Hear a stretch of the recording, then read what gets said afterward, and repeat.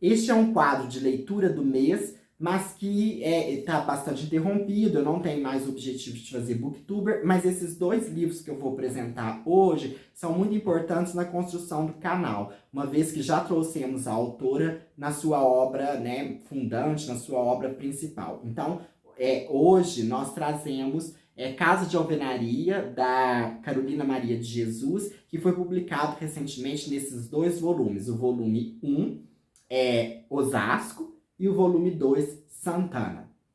E os vídeos que nós já temos aqui, que eu gostaria que vocês também assistissem, é referente ao quarto de despejo e ao diário de Bitita. Então, hoje vamos fazer um panorama aí de Carolina Maria de Jesus, agora com Casa de Alvenaria.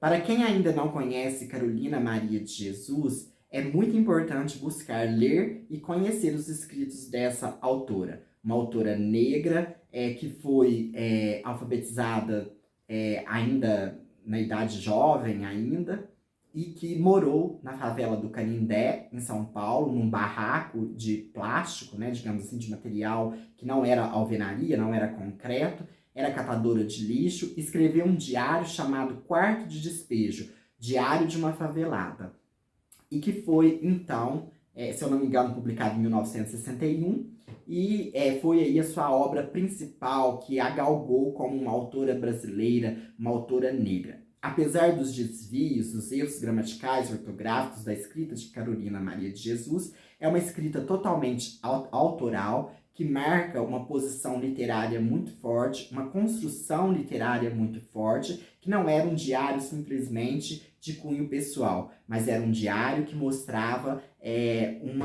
um posicionamento político e social e crítico muito importante, né? Trazendo temas como a fome, as desigualdades sociais, a posição da mulher e da mulher negra, vista muitas vezes como objeto sexual para os homens, a questão do trabalho e da renda, a questão da criação de filhos, né, da fuga do patriarcado, uma vez que ela criou os filhos sozinha. Ela tinha 3 filhos, o José Carlos, o João José e a Vera Eunice. Está viva somente a Vera Eunice, que inclusive é uma das editoras, junto à Conceição Evaristo, desses 2 volumes. Nesses 2 volumes especificamente, então nós temos Quarto de Despejo, que é lançado, conta a vida dela na favela. Diário de Bitita, que foi publicado posterior ao Quarto de Despejo, e até mesmo ao Caso de Alvenaria da edição anterior, que não é essa edição, ele conta a vida dela criança e depois no começo da juventude, trabalhando como empregada doméstica em Sacramento, que é a cidade original, né, onde Carolina Maria de Jesus nasceu, até ela chegar em São Paulo. E o Caso de Alvenaria é o depois do Quarto de Despejo, né, da trama que é traçada no Quarto de Despejo, que traz então a vida na favela. Então o Caso de Alvenaria, ele traz quando ela vai morar numa casa de concreto. Então, primeiro ela mora em Osasco, numa casa cedida por um empresário, né, um trabalhador, que conhece Carolina e a ajuda.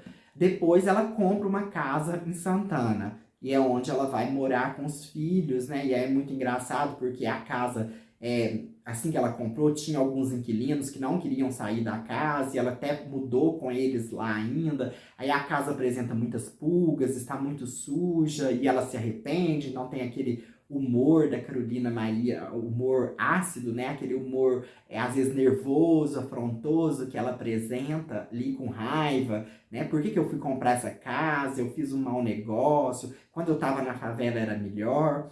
E depois, e nesse livro, então, a vida dela em Santana, a gente vai ver ali ela viajando muito para divulgar o Quarto de Despejo, indo nas livrarias, indo nas editoras, nos jornais, dando entrevista, viajando até para fora, na Argentina.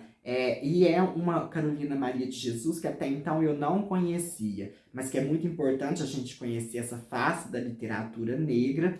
E em Casa de Alvenaria, a gente tem uma Carolina Maria de Jesus que não é só a Carolina vista como a atuante, a militante do movimento negro, porque tem até alguns trechos preconceituosos contra o povo negro. Às vezes ela defende que não, está tudo bem, o branco adora o negro. Então, conhecimentos, né, posicionamentos que hoje seriam complexos e polêmicos, mas que reflete uma época, uma era e um contexto em que Carolina está inserida. Até muitas vezes ela falando com os brancos, né? Então ela tá ali num ambiente branco, então ela vai ao encontro dos discursos desse povo branco até para que ela pudesse ser aceita. É uma trama que a gente vê muito esse aprisionamento que o branco faz ao povo negro. Nós verificamos uma edição muito interessante, né? A edição ela tem algumas partes com a escrita mesmo de Carolina Maria de Jesus, né? Com a letra de Carolina Maria de Jesus. É da Companhia das Letras essa edição. E nós temos muito assunto aqui para tratar, né?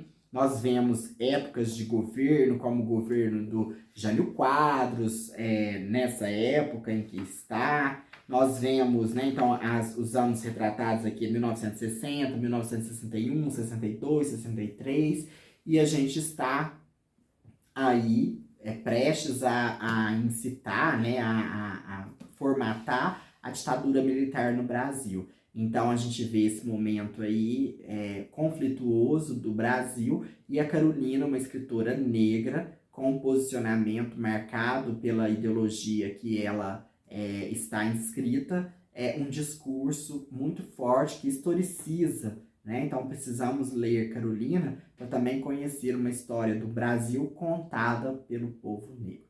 Então essa é a dica de hoje. Estou convidando novamente todo mundo, eu tinha parado de convidar, mas eu volto a convidar a curtir, comentar, dar o seu like, se inscrever no canal para que o nosso trabalho possa voltar a crescer. Nós estávamos parados há um certo tempo por motivos pessoais e agora voltamos a publicar vídeos todas as segundas, mudamos o horário, às 19h30, às 20 horas mais ou menos. 19h30, 19 horas, sai um vídeo novo para você toda segunda-feira. Então, contribua com o nosso canal e até o próximo vídeo.